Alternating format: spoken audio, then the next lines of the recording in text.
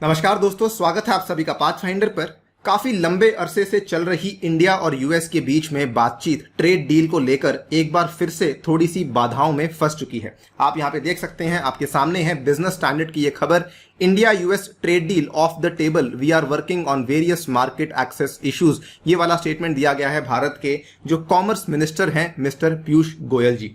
यहां पर इसी वीडियो में आपके साथ में डिस्कस करने वाला हूं कि what are the various issues जो कि इंडिया और यूएस की ये ट्रेड डील होने के बीच में आज की डेट में आ रहे हैं। चलिए स्टार्ट करते हैं दोस्तों मेरे साथ। मेरा नाम है अनिरुद्ध। यदि आप लोग इस लेक्चर की पीडीएफ को डाउनलोड करना चाहते हैं तो यहां पर दिए गए टेलीग्राम चैनल के माध्यम से कर सकते हैं। इसके अलावा आप मेरे पर्सनल टेलीग्राम चैनल पर जाकर भी इसको डाउनलोड कर सकते हैं। ऑल्सो यदि आप लोग मुझसे जुड़ना चाहते हैं अनअकैडमी की ऐप पे, तो using this handle you can do that, and also on various other social media channels में इसी हैंडल पर अवेलेबल हूं।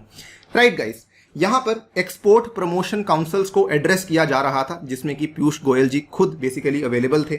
इन्होंने इसमें दो तीन बातों का जिक्र किया। सबसे पहले तो इन्होंने ये कहा कि इंडिया का यूके को लेकर, ऑस्ट्रेलिया को लेकर, कनाडा, बांग्लादेश, यूरोपियन यूनियन और गल्फ कॉर्पोरेशन काउंसिल जैसी अलग अलग कंट्रीज को लेकर जो हमारा मोमेंटम चल रहा है वो काफी पॉजिटिव है with respect to signing of the various trade deals. In fact यहां पर मैं खुद आपकी दो इंपॉर्टेंट ट्रेड डील्स की तरफ थोड़ा ध्यान लाना चाहूंगा।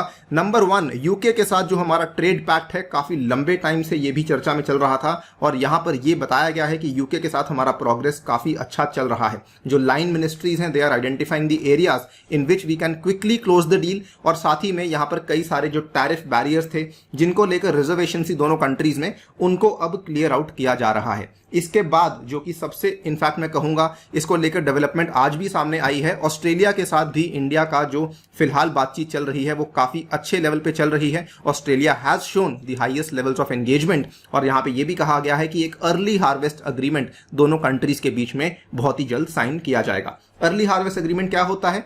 ये एक तरीके का एफटीए का प्रीकर्सर होता है, यानी कि आज अगर हम एक अर्ली हार्वेस्ट डील कर लेंगे तो कल को एफटीए करना थोड़ा आसान हो जाएगा, जिसमें कि ऑलरेडी दोनों कंट्रीज बेसिकली टैरिफ बैरियर्स को कुछ कुछ लिमिटेड गुड्स के ऊपर अपना जो है ऑलरेडी कम कर देती हैं। तो ये आप यहां पे देख भी सकते हैं। आज दोपहर की भी खबर है, हिंदुस्तान टाइम्स की, दोपहर 2:15 बजे खबर आई थी, India Australia hold trade talks, discuss the way forward for सीकाज अर्ली एंडिंग।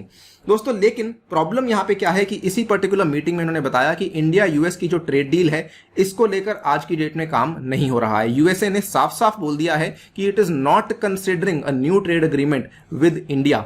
इंडिया, इन्होंने कहा, would look at working with US on the market access issues in order to promote the bilateral trade. तो basically जो यहां पे मुद्दे हैं ये मार्केट एक्सेस को लेकर आ रहे हैं। बात करेंगे कौन से वो आइटम्स हैं जिनको लेकर मुद्दे सामने आ रहे हैं। इंडिया ने काफी सारी एक्सटेंसिव डिस्कशंस तो करी हैं, लेकिन अभी तक कोई डील यहां पर गो थ्रू नहीं हुई है। आपको बताना चाहूंगा, असल में इंडिया जो है वो एक मिनी ट्रेड डील की कोशिश कर रही थी यूएसए के साथ सिंस द लास्ट ईयर। पिछले साल की बात है जब यूएसए के प्रेसिडेंट मिस्टर डोनाल्ड ट्रंप थे, उस टाइम पर भी कोशिश करी जा रही थी कि एक मिनी ट्रेड डील यहां पर एकम्प्लिश हो जाए, जिसके बाद हम लोग आगे जाकर कोई एक बड़ी ट्रेड डील को कर सकते हैं। इस मिनी ट्रेड डील के चलते इंडिया ने कुछ कुछ डिमांड्स रखी थी। इंडिया ने यह कहा था कि सबसे पहले तो हमें कुछ एक्सपोर्ट्स करने की अनुमति यहां पे दी जाए to the USA, which includes automobiles, engineering products and various agro products. And most importantly हमारी डिमांड ये थी कि जनरलाइज्ड सिस्टम ऑफ प्रेफरेंसेस में से इंडिया को इंक्लूड किया जाए। जीएसपी क्या चीज होती है?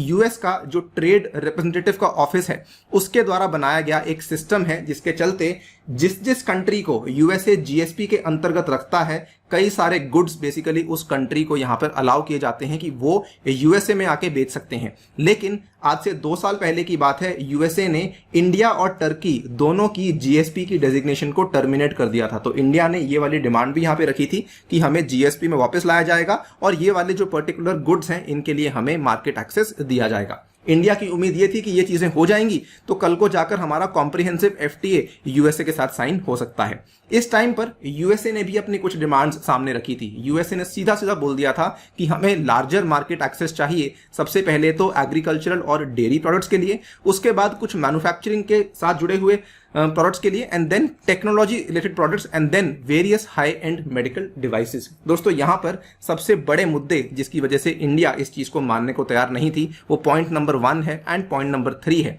ऑब्वियसली एग्रीकल्चर को लेकर इश्यूज काफी ज्यादा संगीन है when it comes to India and USA, and technology से जुड़े हुए जो मुद्दे आते हैं वो बेसिकली पेटेंट्स को लेकर आते हैं। उसके बारे में बातचीत कर लेते हैं। अब एरिया ऑफ डिसएग्रीमेंट जो है उसमें सबसे पहला एरिया आता है एग्रीकल्चरल का सेक्टर। अगर आपको WTO की टॉक्स के बारे में थोड़ी बहुत जानकारी होगी तो आप लोग ये भी जानते होंगे कि कई बार इंडिया ने यूएसए के साथ अग्रीमेंट करने से इनकार किया है, बिकॉज इंडिया के केस में जो एग्रीकल्चर सेक्टर है वो काफी ज्यादा प्रोटेक्टेड है और इंडिया कभी भी ये वाला रिस्क नहीं ले सकता कि वो यूएसए को इसमें एक बड़े लेवल पर मार्केट एक्सेस प्रोवाइड कर दे, बिकॉज इंडिया में जो अधिकतर पॉपुलेशन है वो आज भी एग्रीकल्चर में ही इन्वॉल्व है। इसीलिए ये सबसे बड़ा मुद्दा है। सेकेंड इंपॉर्टेंट मुद्दा सामने आता है पेटेंट लॉस को लेकर। इंडिया में पेटेंट लॉस को लेकर बहुत ज्यादा रिलैक्सेशंस दी गई हैं सो दैट दवाइयों के दाम हमेशा ही सरकार के कंट्रोल में रहें, बिकॉज दवाइयों के दाम ज्यादा इंडिया बढ़ाना अफोर्ड नहीं कर सकती है। इस चीज को लेकर यूएसए ने आवाज उठाई है। And third important thing is data protection को लेकर यूएसए ने कहा है कि इंडिया में कोई स्ट्रॉन्ग कानून अवेलेबल नहीं है। ये मुद्दे हैं जो कि इंडिया के लिए उठाए गए हैं यूएसए के द्वारा। इसके अलावा यूएसए को एक और बहुत बड़ी तकलीफ है। असल में आपको जान के हैरानी होगी कि इंडिया और यूएस के बीच में जो ट्रेड है वो असल में इंडिया के फेवर में आती है। India has trade surplus with USA होना चाहिए। यहां पर ये वाला जो ट्रेड सरप्लस है पिछले 2 सालों में 17 बिलियन के आसपास था और इस साल यानी कि 2020-2021 में जो ये ट्रेड सरप्लस है 23 बिलियन के आसपास था। यूएसए के जो पूर्व राष्ट्रपति थे डोनाल्ड ट्रंप, उन्होंने ये सीधा सीधा कहा था कि अगर हमें ज्यादा मार्केट एक्सेस नहीं मिलेगा तो कोई भी डील यहां पर यूएसए के लिए बेनिफिशियल नहीं है, बिकॉज ऑब्वियसली यूएसए इस चीज को डाइजेस्ट करने में थोड़ा सा मुश्किल महसूस करती है कि हमारा इंडिया के साथ ट्रेड डेफिसिट कैसे हो सकता है।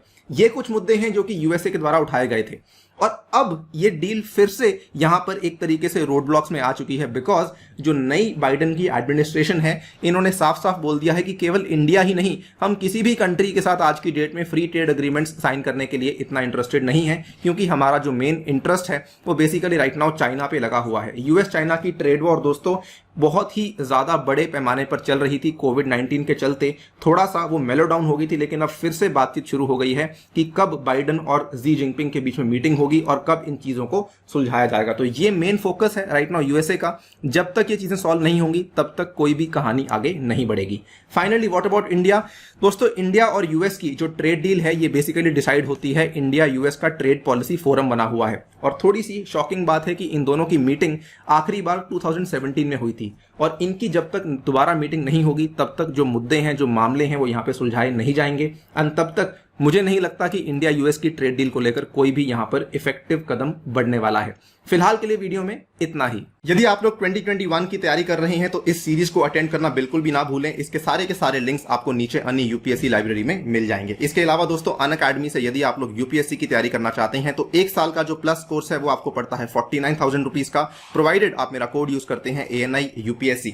साथ ही में यहाँ पर आइकॉनिक कोर्स भी है जिसमें आपको पर्सनल मेंटरशिप भी मिलती है, आप इसके लिए भी जा सकते हैं। इसके साथ ही में अगर आप देखें 1 सितंबर से नए बैचेस शुरू होने वाले हैं जो कि खास रूप से बनाए गए हैं 2022 को ध्यान में रखते हुए। आप यहां पर भी ज्वाइन कर सकते हैं एंड आने वाले कॉम्बैट में हिस्सा लीजिए using my code ANI UPSC। On that note I take your leave. Thank you for listening. Stay tuned and stay safe.